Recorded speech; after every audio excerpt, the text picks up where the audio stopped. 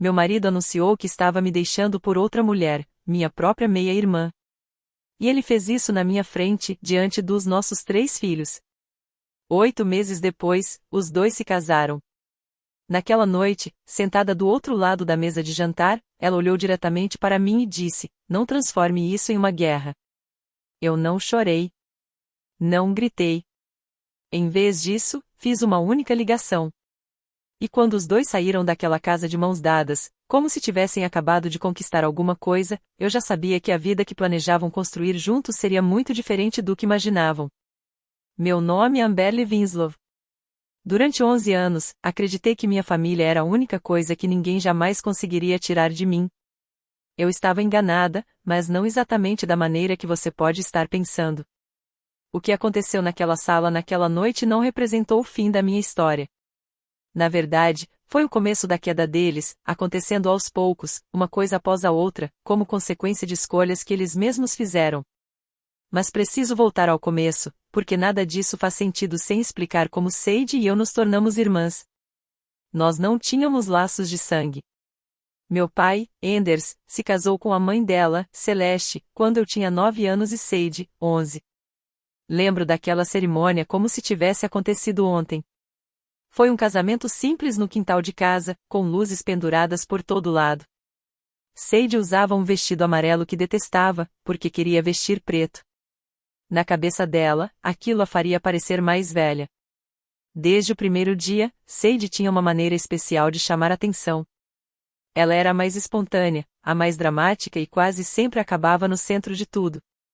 Eu era a enteada tranquila, que fazia as tarefas da escola e ajudava a colocar a mesa. Ela chorava mais alto, ria mais alto e, de algum jeito, sempre aparecia no centro das fotografias. Não digo isso por ressentimento. Durante muito tempo, eu a amei como se ama uma irmã que não foi escolhida por você, mas que acabou se tornando parte da sua vida. Dividíamos o banheiro, brigávamos por roupas e até encobríamos uma a outra quando saíamos escondidas na adolescência. Quando conheci Lia no 2º ano da faculdade, Sadie foi a primeira pessoa para quem liguei. Ela comemorou do outro lado da linha e disse que ele parecia ser exatamente o tipo de homem que combinaria comigo. Ela esteve no meu casamento, ao meu lado, usando um vestido verde claro.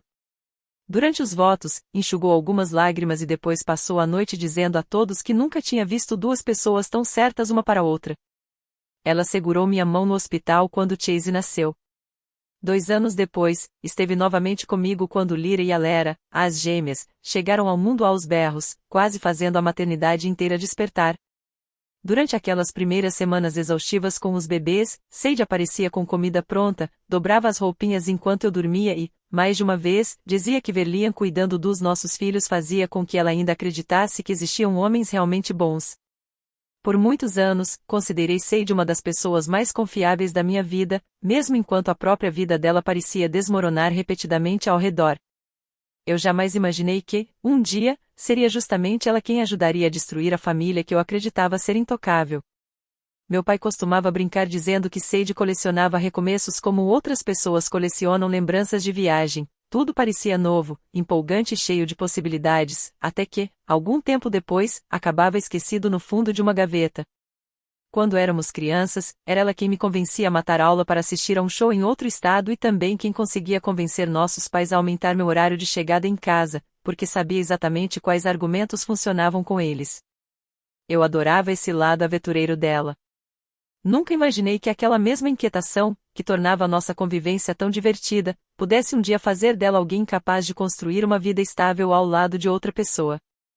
Hoje, olhando para trás, consigo enxergar sinais que sempre estiveram ali. Eram pequenas rachaduras, quase imperceptíveis, que eu preferia não observar de perto.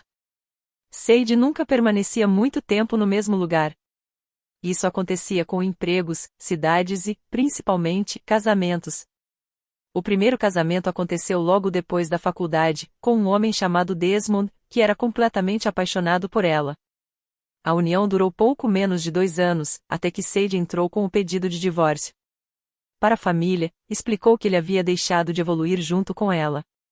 4 anos depois, ela se casou novamente, dessa vez com um homem que conheceu durante uma viagem a trabalho. O segundo casamento não chegou sequer a completar 1 ano e meio. Nas duas ocasiões, Sade apareceu na minha porta carregando malas e uma história sobre como ninguém conseguia entender o lado dela. E nas duas vezes eu a acolhi. Ela ficou conosco enquanto tentava reorganizar a própria vida. Liam nunca reclamou. Quando ela chegava, ele a abraçava, dizia que aquela casa também era dela e ajudava a levar as malas até o quarto de hóspedes, como se aquilo fosse simplesmente o que uma família fazia. Entre o nascimento das gêmeas e aquele último jantar de aniversário, nossa vida, de maneira geral, foi boa. Liam trabalhava com vendas regionais, então passava alguns períodos viajando e depois compensava ficando semanas em casa, totalmente dedicado às crianças. Ele treinava o time de beisebol infantil de Chase, construía enormes fortes de cobertores com as gêmeas que chegavam a ocupar metade da sala durante o verão inteiro e até tentou aprender a fazer tranças, mesmo sendo péssimo nisso, só porque Lyra pediu. Eu também seguia minha carreira como coordenadora de projetos e tinha orgulho do caminho que havia construído. Mesmo trabalhando bastante, conseguia estar em casa para jantar na maioria das noites. Éramos uma família longe de ser perfeita. Às vezes discutíamos sobre dinheiro, sobre quem deveria buscar as crianças na escola ou sobre todas aquelas pequenas responsabilidades que fazem parte de criar 3 filhos na mesma casa. Ainda assim, por baixo de tudo aquilo, eu acreditava que éramos firmes. Para mim, nossa família tinha uma base verdadeira. Mas preciso admitir uma coisa, porque contar essa história sem isso seria esconder uma parte importante. Ao longo dos anos, houve pequenos episódios que eu escolhi ignorar porque não queria acreditar que significavam alguma coisa. Liam ria com facilidade demais das piadas de Sade. Ele parecia lembrar detalhes da vida dela que nem eu conhecia. E algumas vezes, quando se despedia, Sade deixava a mão sobre o ombro dele por um instante mais longo do que parecia necessário. Eu dizia a mim mesma que estava imaginando coisas. Talvez fosse apenas insegurança. Talvez uma mulher que já tivesse passado por uma traição começasse a enxergar ameaças onde elas não existiam. Eu nunca havia sido traída, mas alguma parte de mim continuava registrando aqueles pequenos momentos em silêncio, como se mantivesse uma lista de coisas que eu ainda não conseguia explicar. Quando o segundo casamento de Sade terminou, cerca de 8 meses antes de tudo desmoronar, ela voltou a morar conosco enquanto decidia o que faria da vida. Só que, daquela vez, havia algo diferente. Eu não sabia explicar exatamente o que, mas sentia uma mudança no ar. Ela permaneceu conosco por mais tempo do que de costume. E então começou a acompanhar Liam à academia todas as manhãs. Algumas noites, Sade começou a preparar o jantar antes de eu voltar do trabalho, dizendo que só queria ajudar, já que não estava pagando aluguel. Eu tentei convencer a mim mesma de que deveria agradecer. Em vez disso, comecei a dormir cada vez pior. Passei a reparar com mais frequência no celular de Liam deixado com a tela virada para baixo sobre o balcão. Também comecei a perceber como a casa ficava estranhamente silenciosa quando os dois estavam juntos em algum cômodo e eu entrava. Certa manhã de terça-feira, durante um café com minha melhor amiga, Josephine, acabei contando o que estava sentindo. Lembro daquela conversa com uma clareza impressionante. Disse a ela que me sentia até ridícula falando sobre aquilo em voz alta. Eu não tinha nenhuma prova, apenas uma sensação persistente de que havia alguma coisa errada. Josephine não disse que eu estava imaginando tudo, mas também não afirmou que minhas suspeitas eram verdadeiras. Apenas apertou minha mão e disse uma frase que nunca esqueci: uma mulher não precisa ter provas para começar a se proteger, basta ter um motivo para agir com cautela. Aquela conversa ficou na minha cabeça por muito mais tempo do que eu esperava. No começo, não confrontei nenhum dos dois. Em vez disso, fiz algo que até eu mesma considerei inesperado. Sem contar a ninguém, marquei uma consulta com Vivian Roswell, uma advogada especializada em direito de família que havia sido indicada por uma colega anos antes. Eu dizia a mim mesma que era apenas uma precaução, que estava sendo cuidadosa demais, como sempre. Vivian passou bastante tempo fazendo perguntas sobre nossas finanças, nossa casa, contas bancárias e sobre os nomes que apareciam nos documentos. Só depois percebi o quanto aquelas informações poderiam ser importantes. A casa onde morávamos havia sido deixada para mim pela minha mãe 2 anos antes de Liam e eu nos casarmos. Eu nunca havia colocado o nome dele na escritura, mais por hábito do que por qualquer estratégia consciente. Vivian explicou que, como eu havia recebido o imóvel antes do casamento e nunca incluído Liam oficialmente na escritura, existia um argumento relevante para que a propriedade fosse considerada um bem separado. Mas ela fez questão de deixar claro que nada era automático ou garantido. A situação poderia se tornar mais complicada se tivéssemos misturado recursos, feito pagamentos conjuntos ou usado o dinheiro do casal para reformas e outras despesas importantes da casa.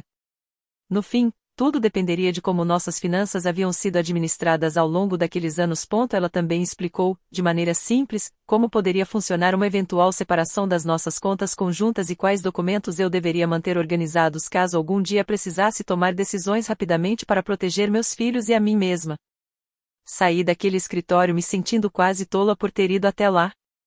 Mesmo assim, guardei toda a papelada em uma pasta no fundo de uma gaveta e prometi a mim mesma que provavelmente jamais precisaria usá-la.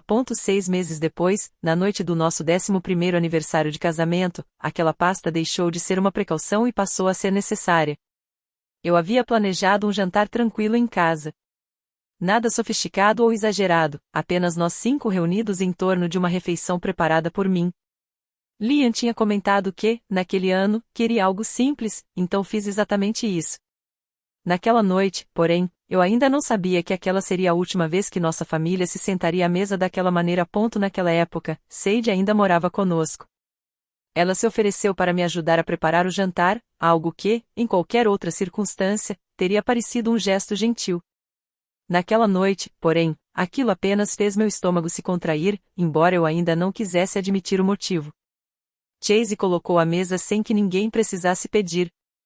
Aos 8 anos, ele ficava orgulhoso de pequenas responsabilidades como aquela.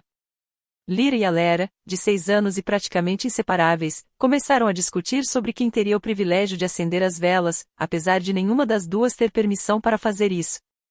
No fim, a discussão terminou na tradicional negociação sobre quem poderia pagá-las. O jantar começou de maneira aparentemente normal. Liam levantou o copo e fez um brinde aos nossos 11 anos juntos. Ainda me lembro de pensar como era estranho o fato de ele evitar encontrar meus olhos enquanto falava. No meio da refeição, ele largou o garfo, me encarou com uma expressão que eu nunca tinha visto antes e disse que precisava me contar uma coisa. Por algum motivo absurdo, minha primeira preocupação foi imaginar que ele havia perdido o emprego. Eu não fazia ideia do que estava prestes a ouvir. Liam disse que estava apaixonado por Sade. Segundo ele, aquilo vinha crescendo havia muito tempo, muito antes de qualquer um dos dois admitir o que estava acontecendo. Disse que queria se divorciar e que ele e Sade preferiam contar a verdade a todos em vez de continuar fingindo que nosso casamento estava bem. As crianças ficaram completamente imóveis. O garfo de Chase bateu no prato e Lyra começou a chorar antes mesmo de compreender toda a situação. Crianças pequenas percebem quando o ambiente muda, mesmo sem entender as palavras. Sade estava sentada ao lado dele e não demonstrou sequer surpresa. Quando olhei para ela, praticamente implorando em silêncio para que dissesse que aquilo era algum tipo de brincadeira cruel, ela estendeu a mão por cima da mesa, tocou na minha e falou uma frase que ficaria gravada na minha memória para sempre: não transforme isso em algo feio. Eu gostaria de dizer que gritei.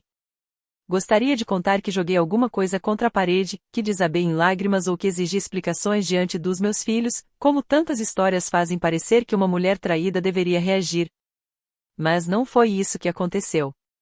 Alguma coisa dentro de mim simplesmente ficou imóvel e, ao mesmo tempo, estranhamente lúcida. Era como a água que perde todo o movimento segundos antes de congelar.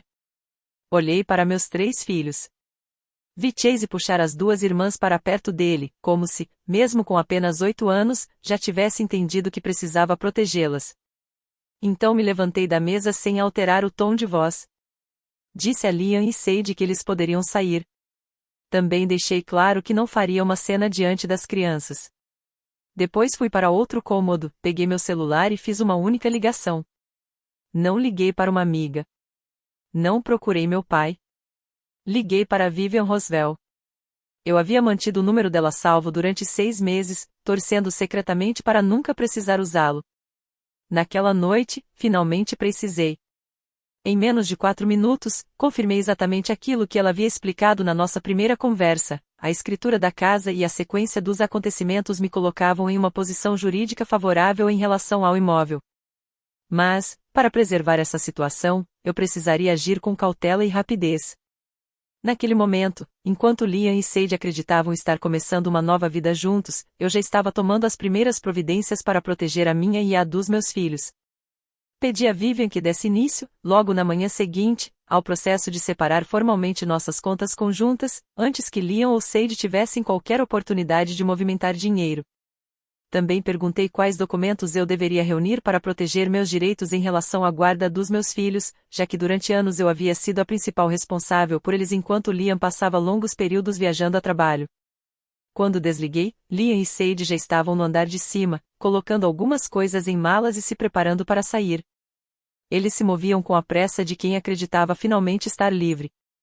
Menos de uma hora depois, os dois atravessaram aquela porta de mãos dadas, quase radiantes, como se tivessem acabado de escapar de uma vida que os prendia. O que ainda não sabiam era que não haviam escapado de nada. Na verdade, estavam entrando diretamente nas consequências de decisões que eu vinha me preparando para enfrentar em silêncio havia 6 meses. As semanas seguintes foram algumas das mais difíceis que já vivi, e não vou fingir o contrário só para transformar tudo em uma história bonita e organizada. Eu tinha 3 filhos para ajudar a entender aquela nova realidade. 3 crianças que, em algumas manhãs, acordavam perguntando por que o pai não estava em casa e por que a tia Sade também havia desaparecido da nossa rotina. Por ser mais velho, Chase compreendia muito mais do que eu gostaria. Certa vez, perguntou baixinho se, de alguma maneira, aquilo tudo tinha sido culpa dele. Aquela pergunta quase me destruiu. Precisei explicar, com toda a calma que conseguia reunir, que nada daquilo tinha relação com ele e que não havia absolutamente nada que pudesse ter feito para evitar as escolhas dos adultos. Lyra e Alera eram menores, e a tristeza delas apareceu de formas diferentes. Vieram as crises de choro, os pesadelos e uma necessidade repentina de dormir na minha cama quase todas as noites. Eu abracei os 3 durante aquela fase. Não podia simplesmente desmoronar, porque, apesar do cansaço e da dor, eu entendia que eles precisavam perceber que nossa família, mesmo profundamente abalada, ainda estava de pé. Durante aquelas primeiras semanas, Josephine foi uma presença constante. Quase todas as noites, aparecia com algum jantar, sem sequer esperar que eu pedisse. Mais de uma vez, ficou sentada comigo no chão da cozinha, perto da meia-noite, enquanto eu encarava o vazio tentando lembrar como respirar normalmente. Ela nunca me disse o que eu deveria sentir. Nunca tentou acelerar meu processo de recuperação. Apenas continuou aparecendo. E descobri que, naquele momento, era exatamente disso que eu mais precisava. A adaptação das crianças aconteceu em etapas, e muitas delas me pegaram desprevenida. Chase começou a fazer perguntas práticas, perguntas que mostravam como ele tentava encontrar algum controle em uma realidade que havia se tornado imprevisível. Queria saber em quais noites dormiria com cada um dos pais, se continuaria jogando no time de beisebol e se as irmãs ficariam bem. Eu respondia da maneira mais honesta possível, mesmo quando a única resposta verdadeira era que eu ainda não sabia. Preferi admitir minha incerteza e inventar garantias que talvez não pudesse cumprir. Lyra começou a desenhar nossa família. Nos primeiros desenhos, havia um espaço estranho onde o pai costumava aparecer. Foram necessários meses de conversas tranquilas, paciência e algumas sessões com uma terapeuta especializada em crianças que passam pelo divórcio até que seus desenhos começassem, pouco a pouco, a parecer completos novamente. Alera, a mais reservada das gêmeas, fez algo que me preocupou ainda mais. Ela simplesmente parou de falar sobre o assunto. Enquanto a irmã chorava e fazia perguntas, Alera guardava tudo dentro de si. Até que, certa noite, subiu no meu colo e disse apenas: "Sinto falta de quando nossa casa era barulhenta." Eu a abracei com força e prometi que, algum dia, nossa casa voltaria a ser barulhenta. Não seria exatamente como antes. Eu já sabia disso. Mas ainda haveria risadas, conversas, correria pelos corredores e, principalmente, espaço para nós 4 reconstruirmos uma vida que fizesse sentido novamente. Demorou, mas eu estava certa em uma coisa: o processo seguiria adiante. Só que, na vida real, questões jurídicas raramente acontecem como nos filmes. Não houve uma única cena dramática que resolvesse tudo de uma vez. O processo avançou devagar, com documentos, prazos, análises e decisões tomadas passo a passo. Vivian entrou com os documentos defendendo que a casa deveria continuar sendo considerada um patrimônio separado. Depois de analisar a escritura e os registros financeiros do casal, o próprio advogado de Liam decidiu não contestar esse ponto. A documentação deixava pouco espaço para uma argumentação convincente contra a minha posição. As contas conjuntas também foram divididas com base no que cada um havia efetivamente contribuído. O procedimento passou pela análise padrão do banco e levou quase 2 meses. Foi durante essa revisão que descobrimos algo que eu não esperava. Ao longo do ano anterior, Liam vinha retirando quantias maiores do que o habitual e transferindo dinheiro para uma conta que Sage havia aberto em nome próprio. Mais tarde, Liam alegou que aqueles valores serviam para ajudá-la a se reorganizar financeiramente depois do último divórcio. O banco identificou o padrão das movimentações.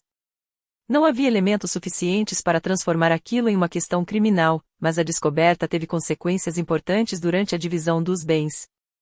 Uma quantia considerável que deveria continuar destinada aos fundos educacionais dos nossos filhos já havia sido transferida silenciosamente para uma conta de 6 meses antes daquele jantar de aniversário que marcou o fim do meu casamento. Vivian analisou cada registro comigo, explicando tudo com a mesma paciência que havia demonstrado desde nossa primeira conversa. Lembro de estar sentada no escritório dela e perceber que sentia menos raiva do que imaginava. O sentimento predominante era outro, quase como uma confirmação. Durante meses, uma parte de mim havia registrado pequenos detalhes e comportamentos que eu não conseguia explicar. Naquele momento, percebi que minha intuição não tinha sido apenas paranoia. Nas semanas seguintes, trabalhamos para recuperar o que fosse possível. Em grande parte, isso significou ajustar a divisão dos bens que ainda permaneciam no patrimônio do casal, levando em consideração os valores que já haviam sido retirados. O advogado de Lia não contestou essas medidas com a intensidade que eu esperava, talvez porque, naquela altura, Lia estivesse mais interessado em encerrar o processo e começar sua nova vida. A questão da guarda das crianças também encontrou um desfecho que, pela primeira vez em semanas, me fez sentir que ainda existia algum equilíbrio no mundo. Como eu havia sido a principal responsável pelos 3 durante anos e Liam havia deixado voluntariamente a casa poucos dias depois da separação para morar com Sage, a decisão judicial estabeleceu minha residência como principal referência das crianças, enquanto Liam recebeu um cronograma definido de convivência com elas. Não foi uma punição. Era apenas a formalização, no papel, da rotina que nossos filhos já conheciam. O que eu não esperava era a rapidez com que o restante da família começaria a juntar as peças da história de Sage. Meu pai ficou devastado e furioso ao mesmo tempo. Pela primeira vez, começou a fazer perguntas sobre os 2 casamentos anteriores dela, coisas que todos nós havíamos evitado analisar profundamente. Meses depois, Desmond, o primeiro marido de Sage, entrou em contato com meu pai. Ele falou quase se desculpando e contou que, perto do fim do casamento, sempre teve a impressão de que existia outra pessoa envolvida. Na época, porém, nunca encontrou nada concreto que pudesse sustentar aquela suspeita. Depois de descobrir o que havia acontecido comigo, ele finalmente decidiu contar o que havia guardado em silêncio durante todos aqueles anos. O segundo casamento de Sage era uma história bem mais difícil de entender. Ninguém conseguia apontar um motivo específico para o fim. As poucas pessoas que ainda mantinham contato com o ex-marido dela apenas diziam que, nos últimos meses, Sage havia se tornado distante, fechada e praticamente inacessível. Era o mesmo tipo de afastamento silencioso que parecia aparecer antes de cada um dos términos dela, independentemente de existir ou não outra pessoa envolvida. Minha família, que durante anos havia aberto espaço para Sage em todos os encontros e comemorações, começou aos poucos a se afastar. Não porque todos tivessem certeza absoluta de cada detalhe, mas porque o padrão que se repetia havia se tornado impossível de ignorar. Celeste, a própria mãe de Sage, me ligou chorando e pediu desculpas pelo comportamento da filha, dizendo que já não reconhecia a pessoa em que ela havia se transformado. Meu pai, por sua vez, parou completamente de falar com Sage. Não houve grandes confrontos nem discursos dramáticos. Foi apenas um afastamento gradual, constante, como se a confiança que ela havia recebido durante tantos anos finalmente tivesse chegado ao limite. O primeiro dia de ação de graças depois do divórcio me mostrou quase tudo o que eu precisava saber sobre a maneira como nossa família passou a enxergar aquela situação. Meu pai organizou o jantar, como fazia todos os anos, mas, pela primeira vez em mais de uma década, Sage não estava sentada à mesa. Ninguém anunciou oficialmente que ela não seria convidada. Ela simplesmente não estava lá. E ninguém perguntou o motivo, porque todos já sabiam. Celeste apareceu sozinha, muito mais quieta do que de costume. Em particular, na cozinha, ela me agradeceu por ainda recebê-la apesar de tudo aquilo. Eu disse a ela que jamais poderia responsabilizá-la pelas escolhas de uma filha adulta. Foi uma celebração estranha e melancólica, marcada por aquela sensação difícil de explicar que surge quando uma família precisa se reorganizar em torno da ausência de alguém que, de certa forma, todos decidiram deixar para trás. Liam e Sadie se casaram 8 meses depois de o divórcio ser oficialmente concluído. Foi uma cerimônia simples no cartório, da qual só fiquei sabendo indiretamente por Chase, que ouviu o pai comentando sobre o casamento ao telefone. Durante algum tempo, pelas poucas informações que chegavam até mim através das crianças depois dos fins de semana com Liam, parecia que os dois estavam felizes. Eu repetia para mim mesma que aquilo já não deveria importar. E, na maior parte do tempo, realmente não importava. Eu estava ocupada reconstruindo uma vida que finalmente parecia pertencer a mim. Já não passava meus dias tentando equilibrar as necessidades de 3 pessoas diferentes enquanto esquecia das minhas próprias. Dediquei mais tempo aos meus filhos, voltei a me concentrar na carreira que havia deixado em segundo plano e comecei a experimentar uma paz silenciosa que não sentia havia muitos anos. Cerca de 1 ano e meio depois, Chase voltou de um fim de semana na casa do pai e comentou casualmente que Sadie havia passado boa parte da visita irritada por causa de dinheiro. Não dei muita importância naquele momento. Crianças costumam mencionar coisas sem compreender completamente o significado delas. Mas, nos meses seguintes, comecei a perceber pequenas mudanças nas visitas. Liam parecia cada vez mais cansado. Passou a buscar as crianças em um carro mais antigo. Em certa ocasião, comentou cuidadosamente, como alguém que tentava não revelar mais do que deveria, que as coisas entre ele e Sadie estavam ficando complicadas. Celeste contou isso ao meu pai, e meu pai acabou me contando que, pelo menos no começo, o casamento de Liam e Sadie realmente parecia feliz para quem observava de fora. Só que, conforme o tempo passava, aquela aparência começou a desaparecer, e os primeiros sinais de problemas começaram a ficar difíceis de esconder. Houve viagens, jantares em restaurantes e várias fotos dos dois que Sadie publicava nas redes sociais, acompanhadas de legendas dizendo que finalmente havia encontrado alguém que realmente a compreendia. Mas Celeste também contou que, ainda durante o primeiro ano, começou a perceber na voz da filha aquela mesma tensão silenciosa que havia aparecido antes dos 2 divórcios anteriores. Era como se Sadie estivesse sempre inquieta, convencida de que havia simplesmente superado a vida que tinha naquele momento. Para ela, parecia que um casamento era como um par de sapatos que inevitavelmente se desgasta com o tempo, e não algo que 2 pessoas precisam cuidar, fortalecer e reconstruir juntas. Com o passar do tempo, descobri, principalmente através do meu pai, que ainda mantinha uma relação complicada, mas existente, com Celeste, que o comportamento de Sadie não havia mudado. Durante o casamento com Liam, ela havia transferido para contas em seu próprio nome uma parte significativa do dinheiro que ele tinha retirado da nossa família anos antes. Segundo ela, aquilo seria uma reserva para o futuro dos dois. Celeste também revelou que, durante um período em que Liam estava viajando a trabalho, Sadie havia se aproximado de um dos parceiros comerciais dele. Aos poucos, a história que eu havia vivido começou a se repetir com Liam no papel que antes tinha sido meu. O relacionamento foi se desgastando silenciosamente, até que ele finalmente descobriu o que estava acontecendo e a confrontou. Sadie não pediu desculpas. Pelo que me contaram, respondeu de maneira muito parecida com o que havia dito para mim naquela noite do aniversário de casamento, que ele não deveria transformar aquilo em uma situação desagradável, que às vezes as pessoas simplesmente se afastam e que a vida era assim mesmo. Dentro de poucas semanas, ela entrou com o pedido de divórcio. Era o 3º casamento que terminava daquela maneira.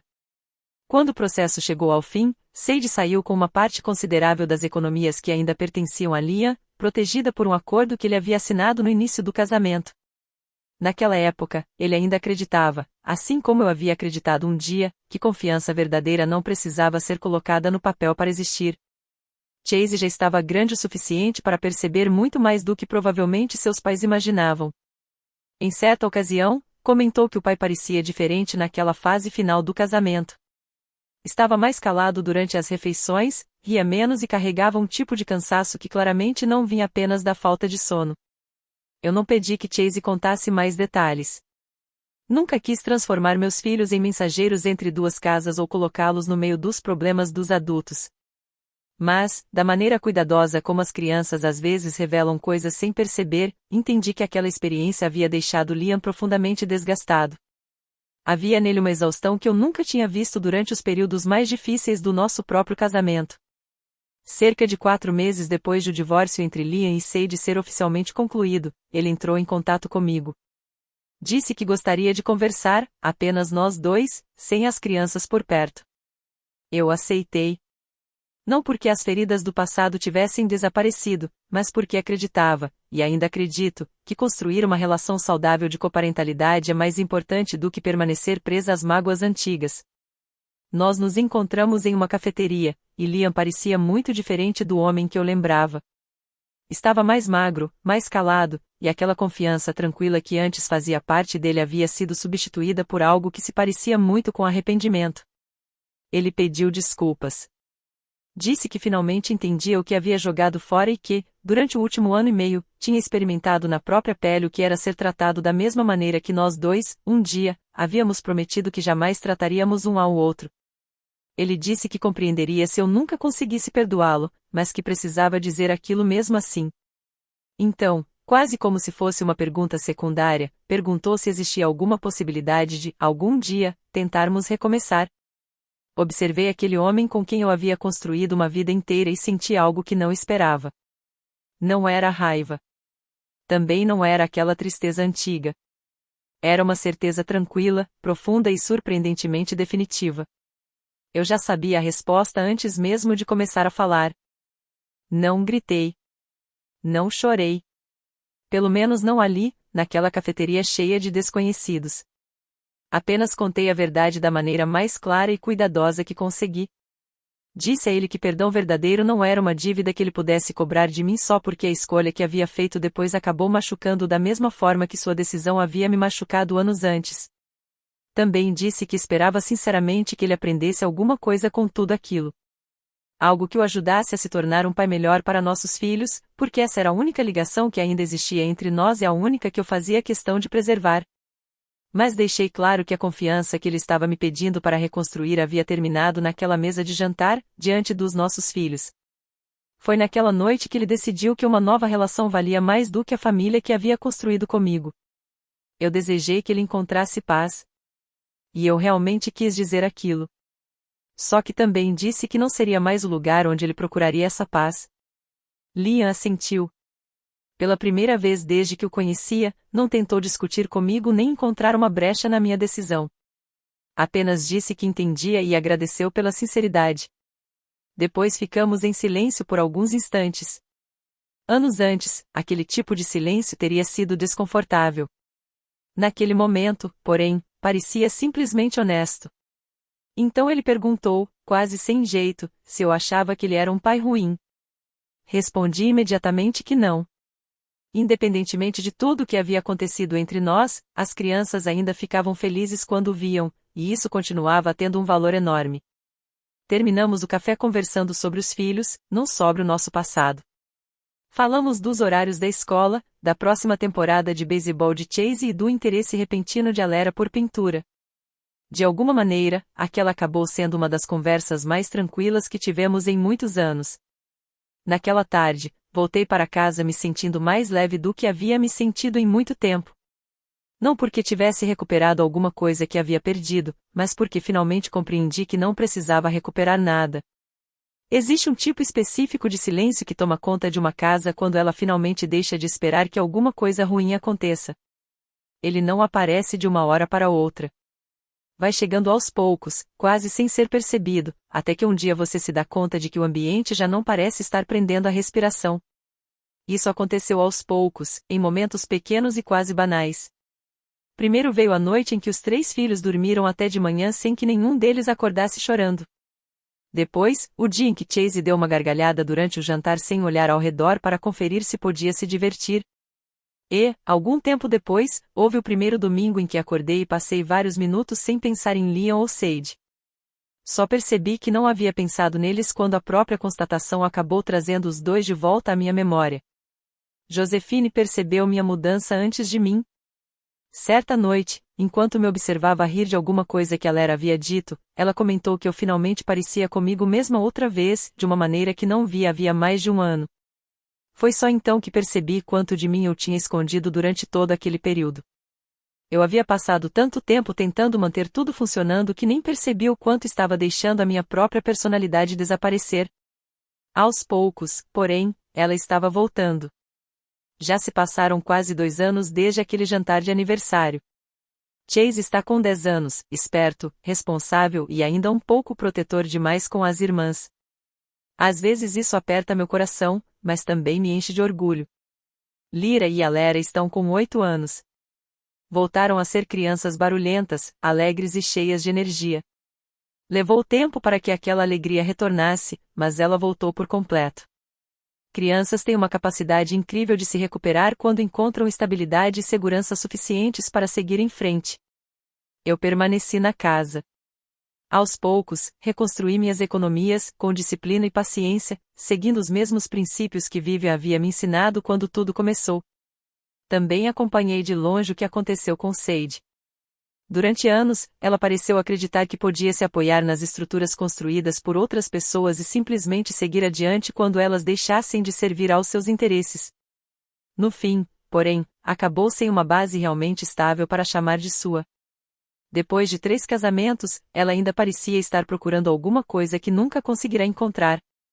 Soube por outras pessoas, sem procurar informações e sem grande interesse, que ela havia se mudado para outro estado. Mais uma vez, começava do zero em um lugar onde ninguém conhecia sua história. Durante muito tempo, uma parte de mim se perguntava se algum dia ela diminuiria o ritmo e perceberia por que tudo o que construía acabava desmoronando. Hoje, já não faço essa pergunta.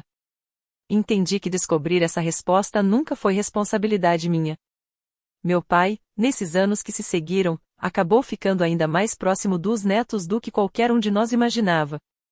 Ele não falta aos jogos de Chase, passa as tardes de domingo ensinando jogos de cartas às gêmeas na mesa da cozinha e, durante todo esse tempo, nunca mencionou Sade diante das crianças sem que houvesse um motivo.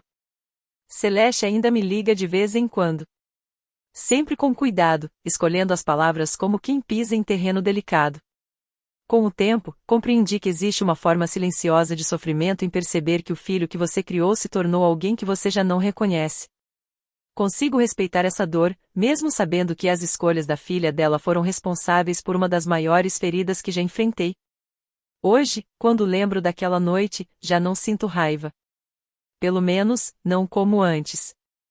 Penso nela como o momento em que finalmente compreendi que a atitude mais importante que tomei não foi aquela ligação para Vivian. Foi perceber que, dali em diante, eu precisava escolher a mim mesma e aos meus filhos. Foi conseguir manter a calma justamente no pior momento da minha vida, porque eu sabia que meus filhos precisavam de alguém firme ao lado deles. Sade havia me pedido para não transformar aquilo em uma situação desagradável.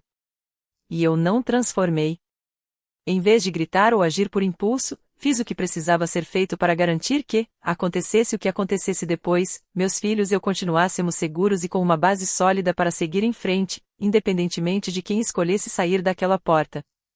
Se você já precisou manter a cabeça fria enquanto sentia que tudo ao seu redor estava desmoronando, especialmente porque outras pessoas dependiam da sua força, conte nos comentários o que ajudou você a seguir em frente.